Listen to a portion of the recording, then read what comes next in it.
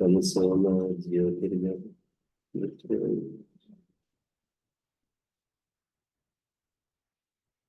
पर्जन्य।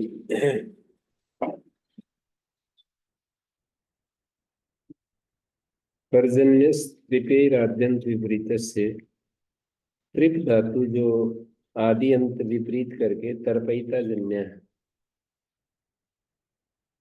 त्रिप को प्रित बन गया और जन्य है, जन्य के योग से पर्जन्य बन गया। प्रित, त्रिप का प्रित, पर्त पर्जन्य, मेघ तरपयिता और सर्वजन हितकारी है।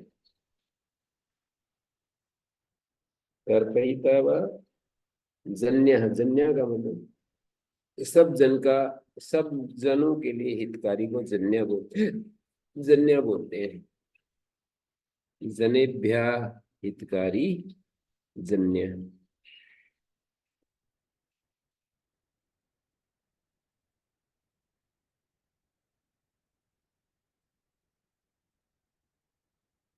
फिर दूसरा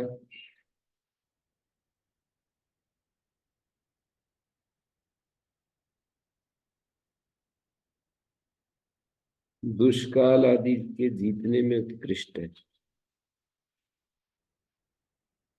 पर जी जय यक, दुष्काल आदि के जीतने में उत्कृष्ट है ये।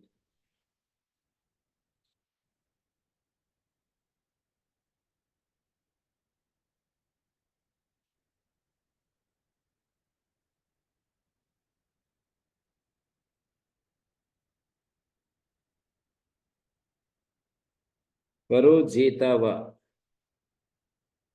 ये दुष्काल आदि के जीतने में उत्कृष्ट है। परो जेता, परो जनयिता वा, पर्जन्य मेघ उत्तम उत्पादक है।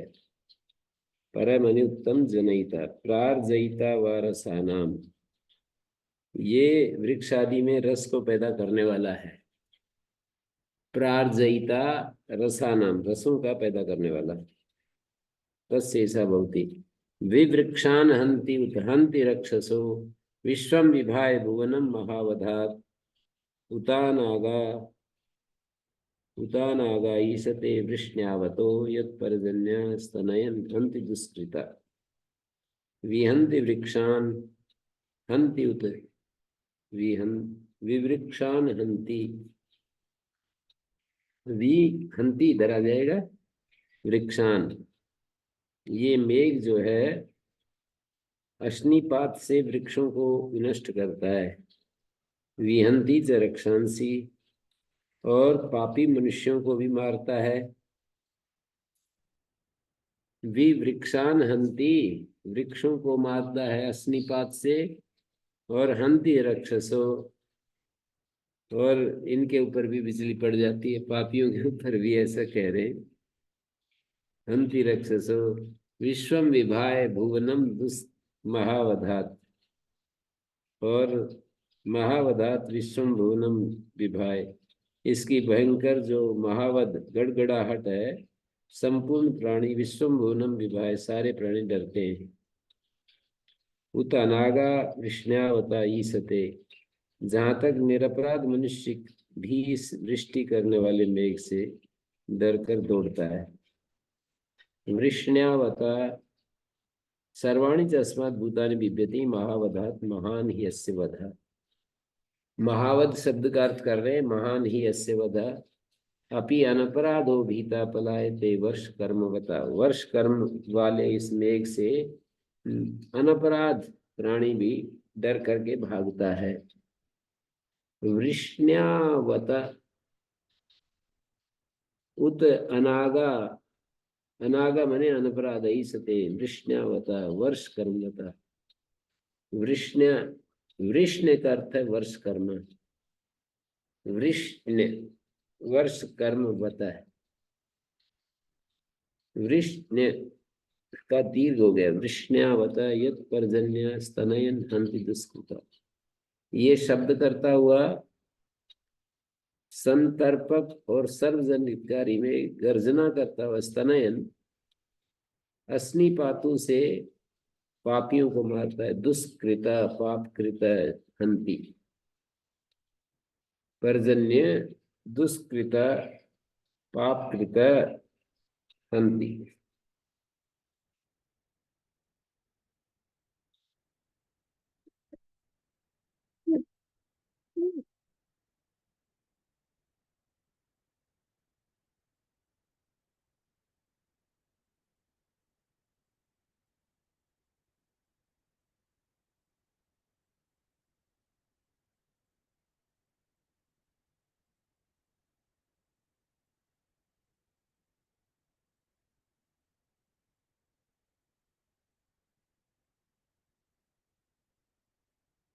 इस मंत्र में वर्षा का वर्णन बतलाया है। बड़े बिजली बार बार ऊंचे वृक्ष पर गिरती है और जो दुष्ट मनुष्य हैं उन पर भी दैवी वज्रपात होता है।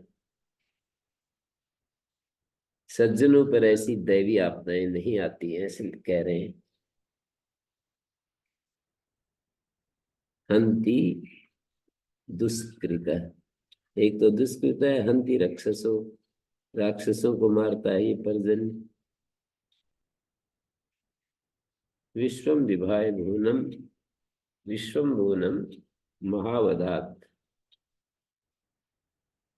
पर्जन्य का अर्थ परमात्मा करेंगे तो थोड़ा ज्यादा, ये तो आदि दैविक अर्थ कर दिया। पर्जन्य मानी परमात्मा, तर्पयिता जन्य, सबके लिए हितकारी है और सबको तृप्त करने वाला है और परोजेता महान विजेता है और सबको उत्पादक है। परोजनयिता पर्जन्य, पर्जन्य मेघ उत्तम उत्पाद, ये परमात्मा उत्तम उत्पादक है और रसों को पैदा करने वाला है। आध्यात्मिक अर्थ में पर्जन्य आत्मा हो गया तब तो फिर बहुत ही सरल शब्द है ये। विहंती वृक्षान, संसार वृक्ष को ये काटता है। वृक्षानंती, वृक्ष मानी संसार वृक्ष, वासनाएं बीज उनको काटता है। रक्षसो हंति विश्वम भुवनम महावदात। ये जो पर्जन्य रूपी ईश्वर है ये महावद है, इससे सब डरते हैं। उता अनागा ईसते, जबकि निरपराध प्राणी भी भागते हैं। वृष्ण्यावता, ये जो हमारे ऊपर सुख की वर्षा करने वाला जो परमात्मा है, पर्जन्य परमात्मा है। स्तनयन हंत दुष्कृता, दुष्कर्माओं को शब्द करता हुआ मानी प्रेरणा करता हुआ उनके अंदर स्तनयन हंति। बृहस्पतिर ब्रियता पाता व पालयिता व अश्नापि नद्दम मधुपर्य पश्यन् मत्स्यम नदीने उदने क्षीयन्तम निष्ठज्जभार च मुसं न वृक्ष बृहस्पतिर्वर बृहस्पतिर्वीरवेण विकृत्य वीरवेण।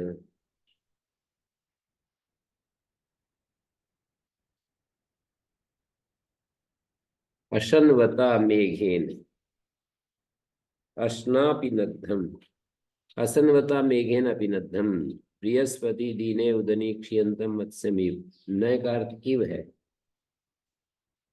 बृहस्पति दीन उदन, उदन उदक के लिए उदन भाव हो जाता है पदन्नमा सूत्र से, और दीन मानी कम।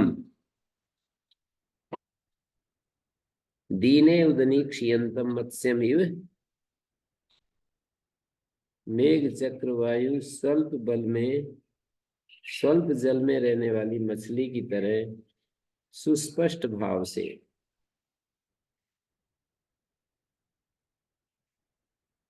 अस्ना अपिनद्दम मधु परिपश्यत, जब मेघ से ढके हुए जल को देखता है। अस्ना अपिनद्दम मधु, मधु मनी जल। अस्ना मेघ से, असनवता मेघेन, असनवता मेघेन फैलने वाले मेघ से। असन मानी असुम व्याप्त, असनवता मेघेन अपिनद्धम ढका हुआ जो मधु है, जल है, पर्यपश्यन मत्स्यम दीने उदने निवसंतम। जैसे कम जल में मछली होती है ना, दिखाई दे जाती है बाहर से। कम जल में दीने उदनी, कम जल में मछली बाहर से दिखाई दे जाती है। ऐसे ही इस फैलने वाले मेघ से ढका हुआ जो जल है, वो पर्यपश्यन, सुस्पष्ट मछली की तरह, अपिनदम मधु पर्यपश्यत, जब मेघ से ढके हुए जल को देखता है कौन? वायु। बृहस्पति जब देखता है, बृहस्पति करता है पर्यपश्यत का। दीन उदन में, दीन उदक में, कम जल में जैसे मछली दिखाई देती है, इसी तरह से मेघ से ढके हुए जल को जब ये बृहस्पति वायु देखता है, बड़े मेघ का रक्षक या पालक वायु जब देखता है, तो यहाँ पर दिखाया वीरवेण विकृत्य वृक्षात चमसम न तत् निर्जभार है। जैसे कोई शिल्पी वीरवेण विकृत्य, वीरव का अर्थ है चमस, पात्र को भी कहते हैं, जल को भी कहते हैं। वीरवेण विकृत वृक्षात,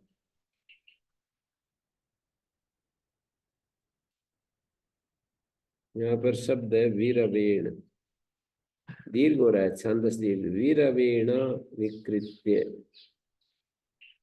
निष्ठत, निस्तत जभार है, निर्जभार है, निष्ठत जभार है। निस के बाद तत है और जभार क्रिया है, तो निर्जव है, जभार के साथ जुड़ जाएगा। जभार में है को भय हो रहा है, जभार है, जहार है, निर्जहार है। तत् निष्ठत तत् चमसम इव वृक्षात, चमसक अस्मात् चमंती अस्मिनिति, जिसमें भोजन करते हैं इसलिए पात्र को चमस कहते हैं, और चम्यते आचम्यते पीयते इति चमसा जलम, चमत्कार जल भी होता है। बृहस्पति वीरवेण शब्देन विकृति, बृहस्पति जो है वीरवेण विकृत वृक्षात चमसम न तक निर्जभार, जैसे कोई शिल्पी कुल्हाड़ी से वृक्ष को पहले काटता है, फिर उस लकड़ी से पात्र का निर्माण करता है। एवं ये वायु गर्जन शस्त्र से मेघ वृक्ष को काटता है, काटकर उससे जल चमस का निर्माण करता है। गर्जन रूपी शस्त्र से मेघ वृक्ष को काटकर उससे जल चमस का पात्र का निर्माण करता है, फिर जल चमस का। निर्जहार तत्चमसम वृक्षा, वृक्ष से जैसे चमस को निकालते हैं। निर्हरण वीरवेण विकृत्य, जैसे वीरवेण, वीरव, वीरव क्या है? काटने का साधन है। अत्यंत भीषण शब्द से मैं अत्यंत भीषण शब्द, रव मानी शब्द, वी मानी विशेष, रव से वी रवेण विशेष शब्द के साथ काटकर वृक्षात समसम तत्, कुल्हाड़े से विकृत वृक्ष को काटकर वीरव पूर्वक बड़े शब्द के साथ फिर उस लकड़ी से वृक्षात तत्समसम वृक्षात, फिर उस लकड़ी से एक पात्र का निर्माण करता है।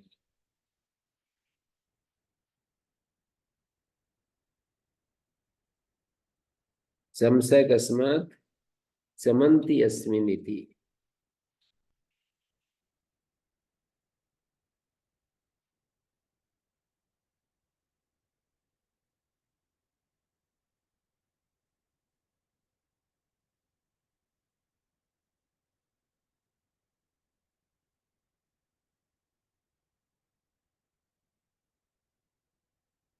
गर्जन शस्त्र से मेघ वृक्ष को काटकर उससे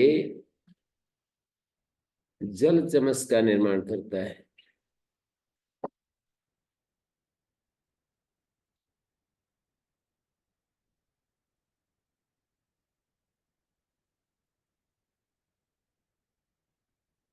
बृहस्पतिर्वीरवेण शब्देन विकृत।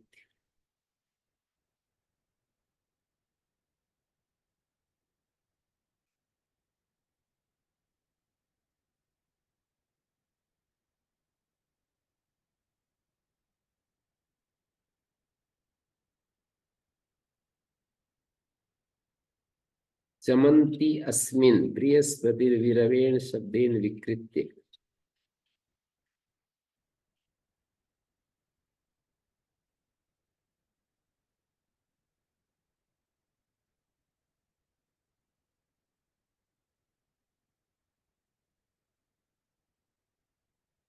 तो निर्जहार, निर निष्ठत जभार है, जभार है री ग्रह और भस छंदसी। री धातु और ग्रह धातु को हकार को बकार हो जाता है।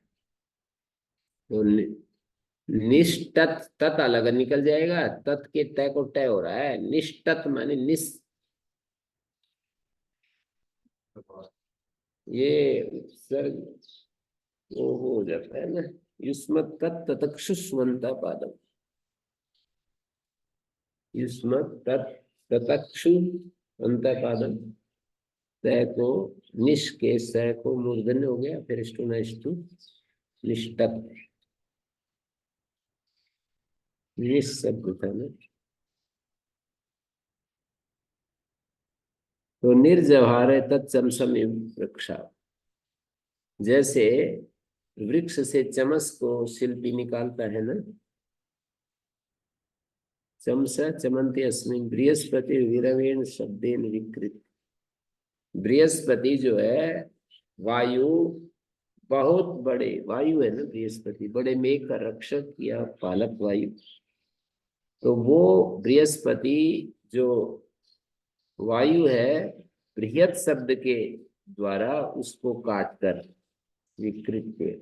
जैसे शिल्पी वृक्ष को काटकर चमस बनाता है, तो ऐसे ही ये महान शब्द के साथ काटकर मेघ को, वो वायु मेघ को काटकर और उससे जल का निर्माण करता है।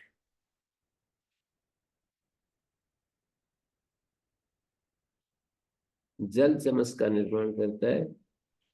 वीरवेण शब्देन, गर्जन रूपी शस्त्र से मेघ वृक्ष को काटकर उससे फिर जल चमस का निर्माण करता है। ब्रह्मणस्पति, ब्रह्मणस्पति ब्रह्मण पाता व पालयिता व तस्य एषा भवति। ब्रह्मणस्पति क्या है? तो कहते हैं ब्रह्मणा पाता व पालयिता व तस्य एषा भवति।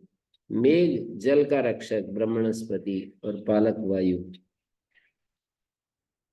बड़े मेघ का रक्षक बृहस्पति और ये मेघ जल का रक्षक पालक वायु। ब्रह्मणस्पति पाता व पालयिता व अस्मास अस्मास्यमं अस्मा ब्रह्मणस्पति तम अस्मास्यम अवतम ब्रह्मणस्पतिर्मधुधारम अभि यमोजसा तृणम तमेव विश्वे पपिरेश्वरदृशो बहुशाकं शिशिचु उत्समुद्रिणम अशन्वन्तम आस्यन्दन्वन्तम अस्मास्यम अशन्वन्तम आस्यन्दन्वन्तम आस्यन्दन्वन्तम तम अस्मास्यम। अस्मास्यम का अर्थ है जिस फैलने वाले और बहने वाले। आस्यन्दन्वन्तम अर्थ किया इसका। अस्मास्यम आस्यन्दन्वन्तम अवतम अवातीतम अवतम अवातीतम बृहस्पति मधुधारम अभियमोजसा तृणम। बृहस्पति मधुधारम यमोजसा, यमोजसा बलेन अभ्यतृणम। यम ओजसा ऐसा है, यमोजसा का अर्थ है यम ओजसा, जिसको ओजसा मानी बलेन। कभी कभी उसका पर्याय शब्द दे देते हैं, कभी कभी वो मूल शब्द भी देते हैं, पर्याय शब्द भी देते हैं। ये तरीका है इनका। निरुक्तकार कैसे मंत्रार्थ करते हैं, कभी कभी उस शब्द का अर्थवाची जो शब्द है उसको इसमें डाल देते हैं, और कभी कभी वो शब्द भी मंत्र में जो आया है शब्द भी देते हैं, उसका अर्थ भी देते हैं। जैसे ये था ना, अस्नापिनद्धम, तो अस्ना का अर्थ कर दिया अशनवता मेघेन अपिनद्धम। अशनवता मेघेन दे दिया, असना नहीं दिया मंत्र में। अर्थ करते समय वाक्य में असना शब्द नहीं पड़ा ना, अशनवता मेघेन पढ़ दिया। यहाँ तो अस्मास्यम में हाँ अशनवंतम पड़ा, और उसका अर्थ किया आसंदनवंतम अवातितम ब्रह्मण स्मृति मधुधारम। हाँ ओजसा पढ़ करके बलेन भी पढ़ा है।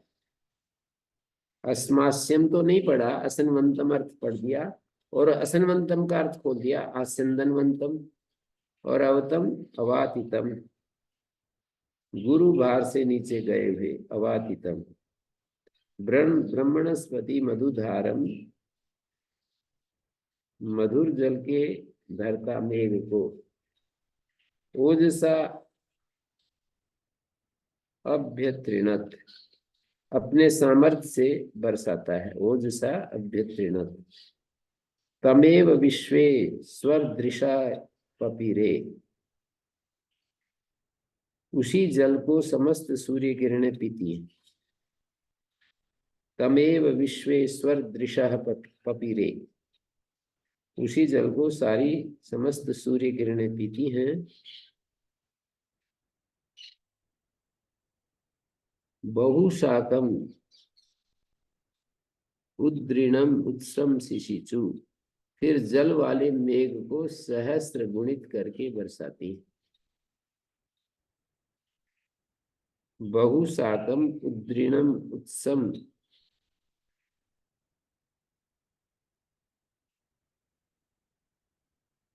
सूर्य दृशा सूर्य रश्मियां, सूर्य की वे आंखें हैं। सूर्य दृशा उद्रीण उदकवान,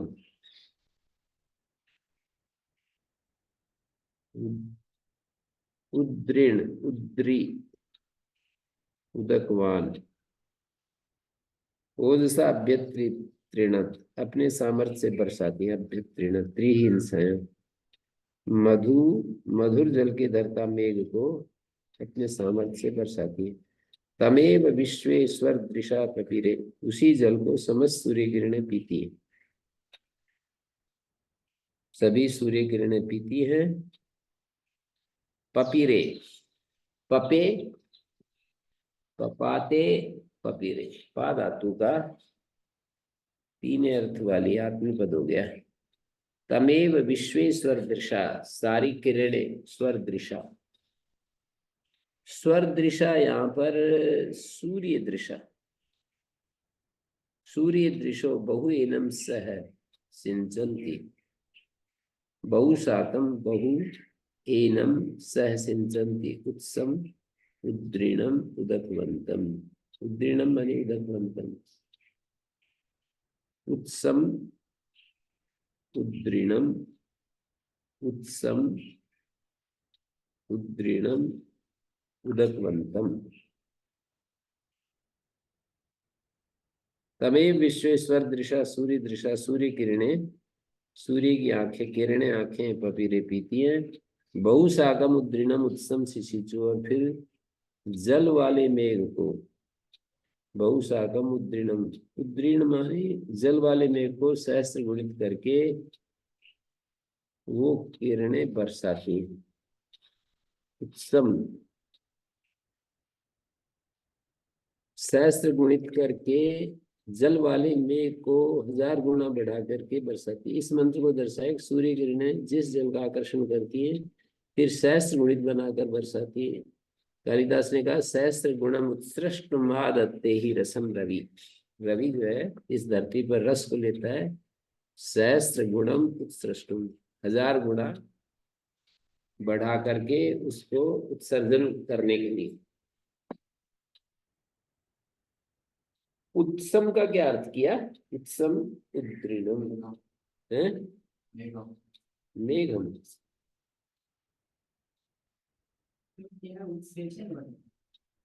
उद्दीर्णम उदकवंतम, उदकवंतम उद्दीर्णम का अर्थ हो गया, उदकवंतम उद्दीर्णम का अर्थ हो गया। और उत्सम का अर्थ बता ही रहे हैं, इसने किया है उत्सेचन बंधम। उत्सेचन वाले मेघ।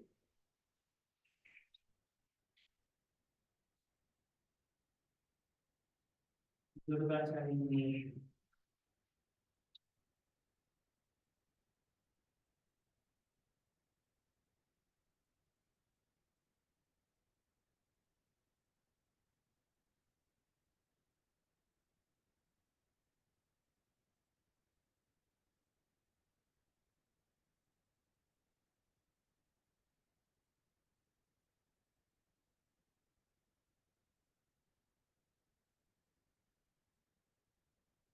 मेघ, मेघ।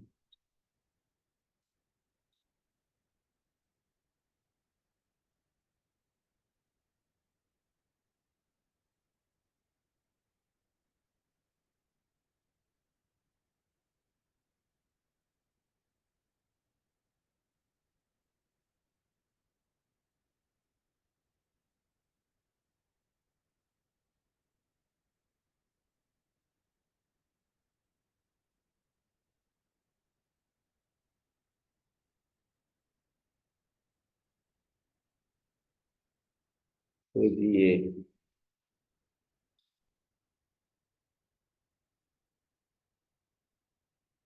अवतम अवातितम, अवातित, अव जमा अत।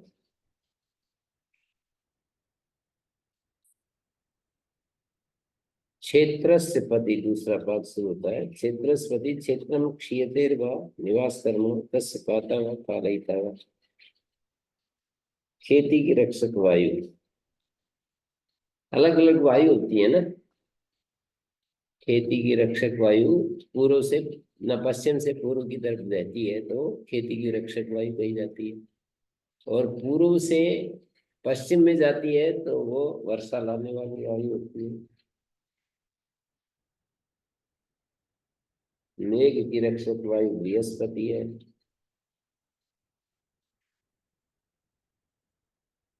या जल का रक्षक वायु पालक ब्रह्मणस्पति है।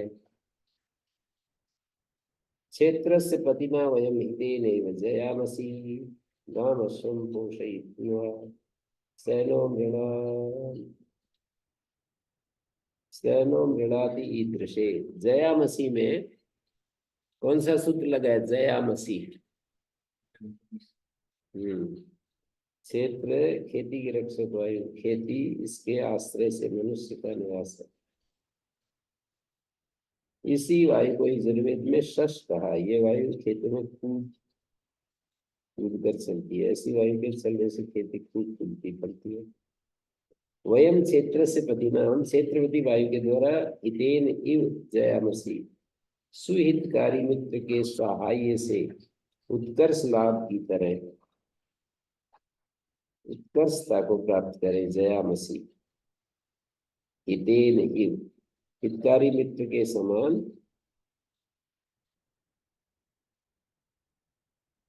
गाम असम पोषयित्नु, पोषयित्नु आ, पोषयित्नवा। वह वायु हमारे लिए गाय घोड़ा पोषयित्नु पुष्ट धन या पोषक जल का, धन या पोषक जल का आहरण करता है। आ मानी आ हरसी, आ जो है क्रिया का अध्ययन कर लेगा। पोषयित्नु आ, आहरण करता है। स ईदृशे न मृणाति, सैनो मृणाति ईदृशे, एवं स वो वायु ईदृशे न मृणाति, क्षेत्र प्रति इस प्रकार ये धन और बल के द्वारा हमें सुख प्रदान करता है। क्षेत्रपति वायु ईदृशे धन और बल के द्वारा, ईदृशेन हमें सुख मृणाति, मृड धातु दान और पूजा अथवा धन और बल की भेंट से हमारी पूजा करता है। तस्य ऐसा अपराध होती, उसकी ये क्षेत्रस्य पदे मधुमन्तमूर्मिं धेनुरिपयो अस्मासु मधुश्रुतं घृतमिव सुपूतं ऋतस्य न पतयो मृळयन्तु।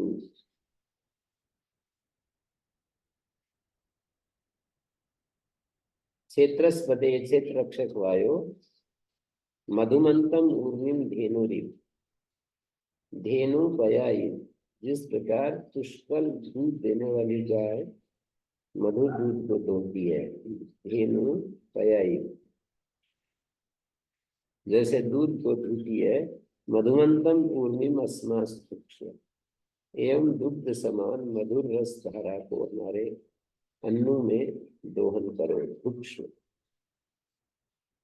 अस्मासु भुक्ष्व, मधुमंतम ऊर्मिम अस्मासु हमारे अन्नों में, अस्मासु का अर्थ हमारे, अस्माकम अन्नेषु अस्मासु, हम में दोहन करो, यानी हमारे अन्नों में दोहन करो। ऋतस मधुश्रितम घृतमिव सुपूतम, मधुश्रितम घृतमिव दुग्धम सुपूतम ऋतस्य न पातारो व पालयितारो व मृळयन्तु। मृळयति उपदया कर्म पूजा कर्मा वा, हमारे अन्नों में मधुरता को झरने वाले घृतमिव सुपूतम, घृत की तरह पवित्र रस को दोहे, न मृळयन्तु, ये वायु हमारी रक्षा करें अथवा उत्तम रस की भेंट से हमारी पूजा करें।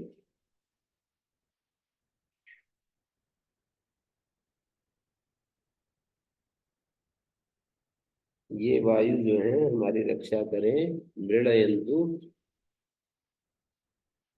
या उत्तम रस की भेंट से हमारी पूजा करें।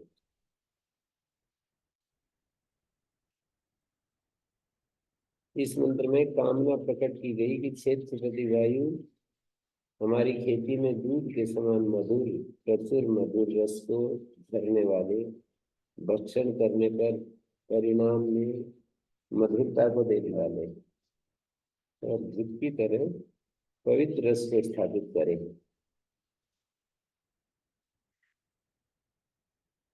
पया दूध जल, ऋत घी जल, यहाँ मृड धातु रक्षा और पूजा इन दो अर्थों से। मृड़यति उपदया कर्म पूजा कर्म वा, मृड़यति धातु उपदया कर्म रक्षा या पूजा, कया मानी दूध या जल दोनों होते। क्षेत्रस्पदे मधुमंतम धेनुरिपयो अस्मासु भुक्ष्व मधुश्चितम घृतमिव दुग्धम।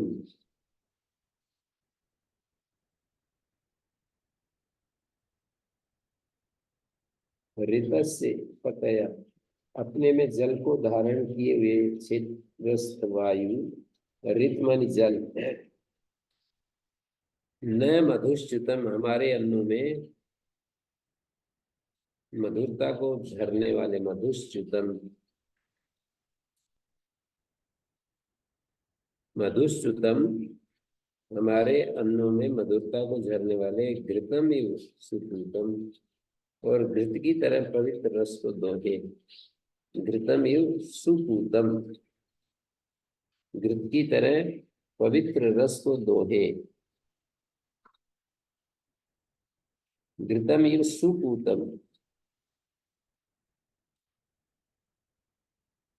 घृत की तरह जो पवित्र रस है उसको दोहे। न मृडयन्तु, एवं ये वायु हमारी रक्षा करें अथवा उत्तम रस की भेंट से हमारी पूजा करें।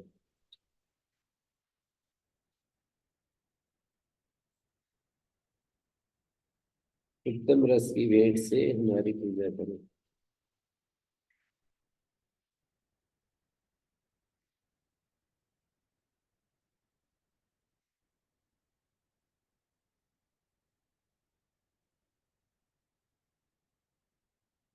मधुसूदन घृतमिवुदकं सुपूतं ऋतस्य न पातारो वा पालयितारो वा मृळयन्ति।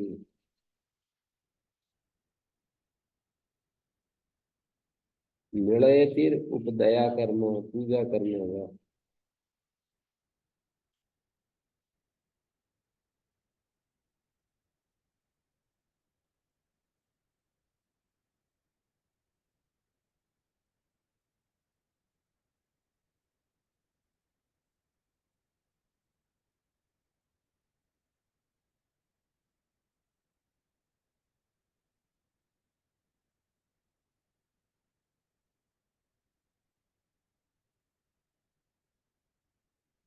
सुपूतम घृतमिव उदकम सुपूतम।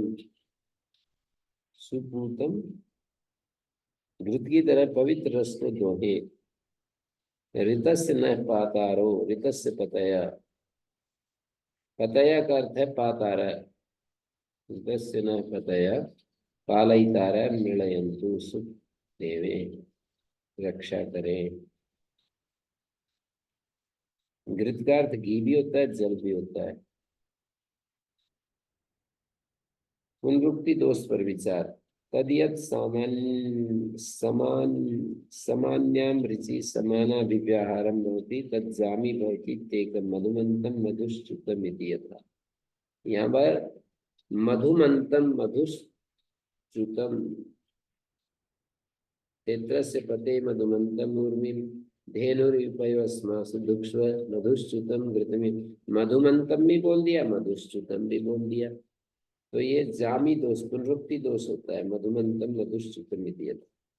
समान्याम ऋचि समानी ऋचा में एक ही ऋचा में समान अभिव्याहारम भवति। समान जो एक जैसा उच्चारण होता है ना, तो ये आक्षेप किया जाता है नास्तिक लोगों के द्वारा कि पुनरुक्ति दोष बहुत अधिक है वेदों में। समान्याम ऋचि प्रसंगवश विचार कर रहे हैं, दो पूर्व पक्षों की स्थापना करके अंत में अपना सिद्धांत पक्ष रखेंगे। तो समान्याम ऋचि समानी शब्द का समान्याम सप्तमी। समान ऋचा में समान अभिव्याहारम समान पद जो होते हैं वो जामी हो जाता है। समान अभिव्याहारम उस वेद में यत पदम जो पद समान्याम ऋचि एक ही मंत्र में समान अभिव्याहारम भवति समानार्थक होता है वो पुनरुक्त होता है। जैसे मधुमंतम मधुश्च्युतम समानार्थक पद एक मंत्र में आ गए, क्योंकि जो पदार्थ मधुमान है वो मधुश्च्युत भी होगा ही। यदि समाने पादे समान अभिव्याहारम भवति तज्जामी भवति। एक ऋचा में समान अर्थ वाला शब्द आ जाए तो जामी दोष पुनरुक्ति दोष। यदि समाने पाद एक ही पाद में समान अर्थ वाला शब्द आ जाए तो जामी दोष। हिरण्य रूपा स हिरण्य संदृक, जैसे एक ही पाद में हिरण्य रूप हिरण्य संदृक एक समान अभिव्याहार है समानार्थक है। एक ही पाद में समानार्थक हो गया तो पुनरुक्त हो गया, परंतु यदि एक ही ऋचा में भिन्न भिन्न पादों में वे शब्द प्रयुक्त हो तो पुनरुक्ति दोष नहीं मानेंगे। जैसे हिरण्य रूपा से हिरण्य संदृक एक ही पाद में हिरण्य रूप और हिरण्य संदृक शब्द आया तो ये पदार्थ हिरण्य रूप है, वही हिरण्य संदृक भी अवश्य होगा। ऐसे इस पुनरुक्ति दोष समझना पड़ेगा। यथा कथा च विशेषो अजामी भवती अपरम। तीसरा सिद्धांत पक्ष ये कह रहे हैं वेदों में कहीं पुनरुक्ति नहीं है। जिस किसी तरह कुछ न कुछ अर्थ में विशेषता अवश्य आ जाती है, तो ऐसा पद अपुनरुक्ति समझना चाहिए। जैसे कि मंडूका विदुकात मंडूका उदकादिव। अब यहाँ सामान्यतः देखने में पुनरुक्ति लगती है। मंडूका इव उदकात मंडूका उदकात इव,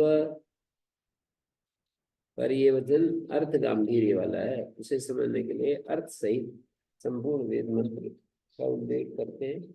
योगक्षेमम व आदाय अहम भूयासम उत्तमे आवो मूर्धानमक्रमीम अधस्पदात्म उद्वता मंडूका युदुकात मंडूका उदकादिव।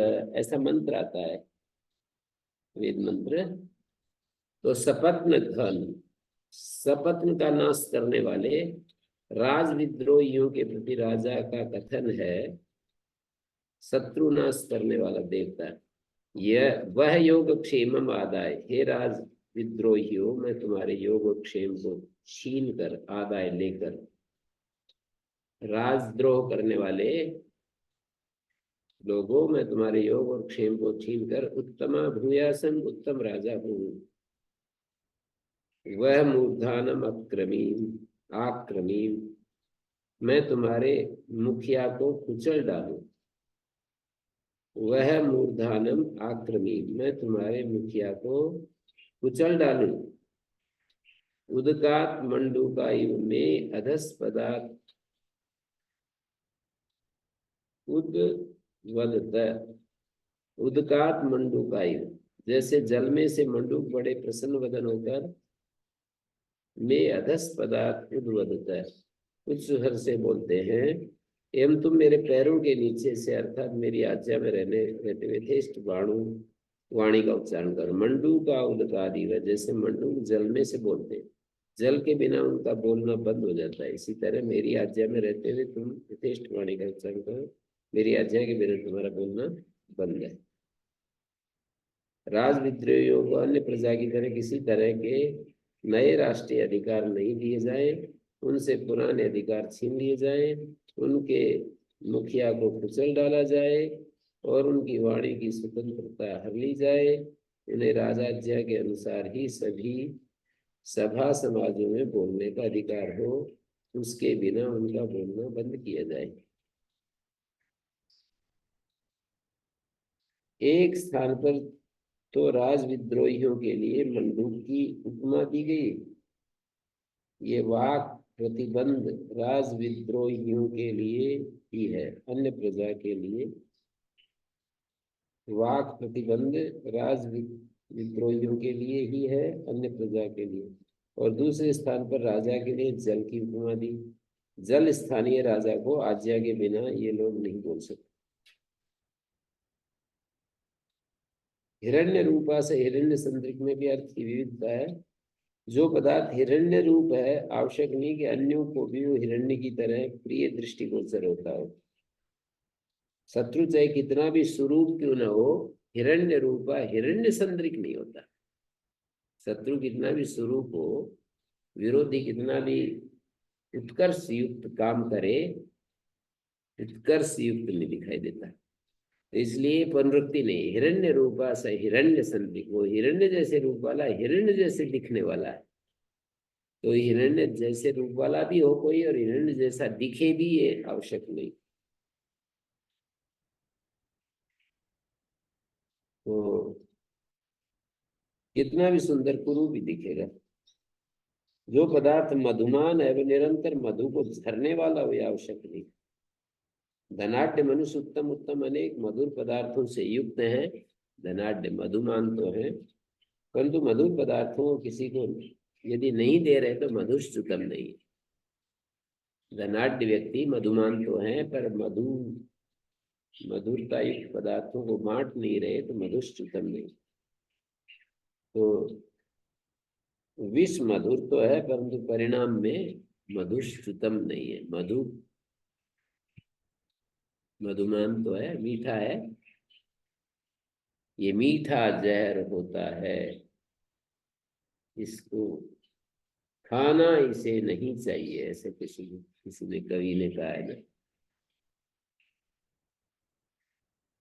कई अर्थ की विशेषता यही होती है, दुर्बद्धम सुबद्धम भवति, विशेष बल देना अभीष्ट होता है, इसकी ओर विशेष ध्यान आकर्षित करना होता है। 10वें अध्याय के 27वां खंड आगे आएगा, तो वहां आएगा अभ्यासे भूयांसम अर्थम मन्यन्ते यथा दर्शनीय अहो दर्शनीय, अहो दर्शनीय, अहो दर्शनीय।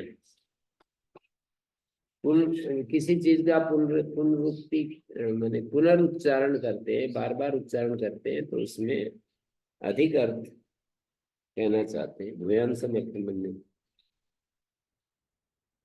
मधुमान नो मधुमान अस्तु मधुश्च्युतम, मधुश्च्युत भी और मधुमान भी और जरूरी नहीं, इसलिए दोनों शब्द डाल दिए कि मधुमान भी और मधुश्च्युत भी, हिरण्य रूप भी हिरण्य संतृप्त भी। और ये दो दूसरा मंत्र हमने दिया, योगक्षेमम या आदाय अहम भूयासम।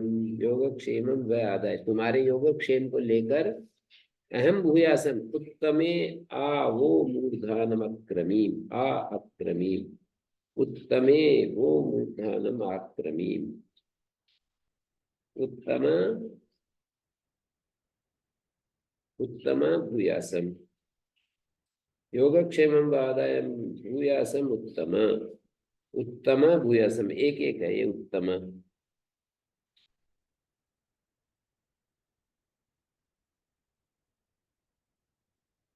और आगे कहते हैं आ वो मूर्धानम अक्रमीम, आ जो है अक्रमीम, आक्रमीम, वह मूर्धानम आक्रमीम, वह मूर्धानम, मैं तुम्हारी मुखिया को आक्रमण करूं, कुचल डालूं, तुम्हारे मूर्धा को, तुम्हारे सिर को, तुम्हारे मुखिया को, उदकात मंडूकायु में अधस्पदात उद्वदत,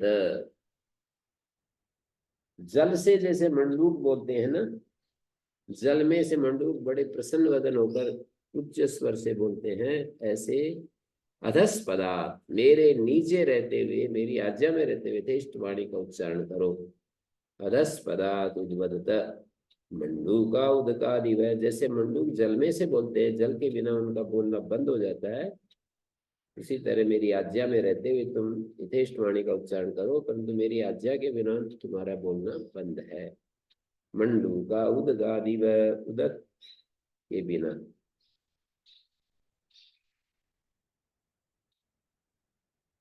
उसकी वाणी की स्वतंत्रता हर ली जाए, राजद्रोही हो तो, जैसे कि वो करते हैं ना चीनी लोग।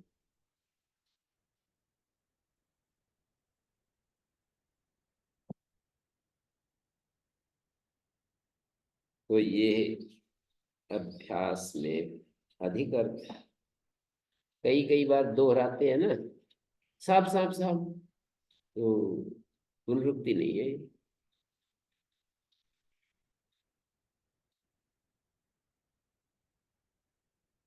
यथा कथा से विशेषो अजामी भवती, कुछ भी विशेष अर्थ आ गया तो पुनरुक्ति नहीं रहती है फिर।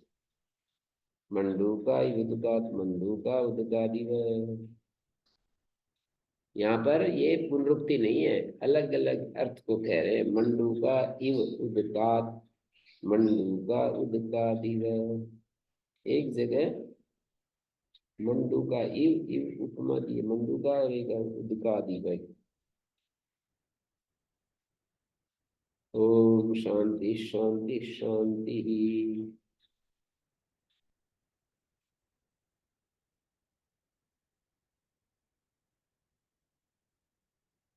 ओम श्री गुरुभ्यो नमः।